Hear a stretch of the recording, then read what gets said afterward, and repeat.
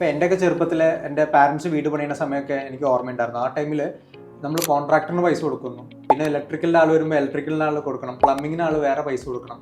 അപ്പോൾ ഇത് ഓരോരുത്തർക്കും പൈസ കൊടുക്കലൊരു തലവേദനയുള്ളൊരു പരിപാടി തന്നെയാണ്. PMCയിൽ എങ്ങനെയാണ് ഇത്? ഒരു കസ്റ്റമർ PMCക്കാണോ ഫീസ് തരുന്നത്, നിങ്ങളാണോ ബാക്കി ആൾക്കാർക്ക് പൈസ കൊടുക്കുന്നത്, എങ്ങനെയാണത് പ്ലാൻ ചെയ്യുന്നത്?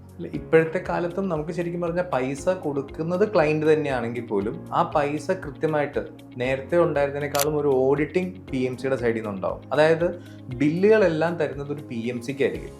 ആ PMC ആയിരിക്കും ബില്ലുകളെല്ലാം ചെക്ക് ചെയ്യുന്നതും അതിൻ്റെ ഫൈനൽ വാല്യൂയിലേക്ക് അറിവ് ചെയ്യിക്കുന്നതും.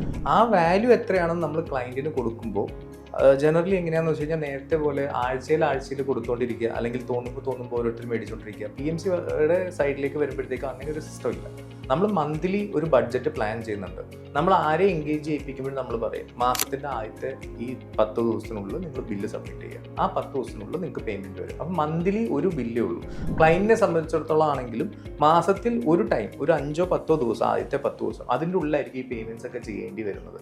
അതൊരു പ്ലാൻഡ് ആയിട്ടായിരിക്കും പോകുന്നത്. അതിന് കൃത്യമായ ഒരു സിസ്റ്റം ഉണ്ടാവും. സോ ക്ലയൻറ്റ്സ് തന്നെയായിരിക്കും പേയ്മെൻറ്റ് കൊടുക്കുന്നതെന്നുണ്ടെങ്കിലും അതിനൊരു ഓഡിറ്റിങ്ങും കൃത്യമായ ഒരു ബാക്കപ്പും ഉണ്ടാവും നമ്മൾ ഈ ചെയ്യുന്ന ആക്ടിവിറ്റീസ്.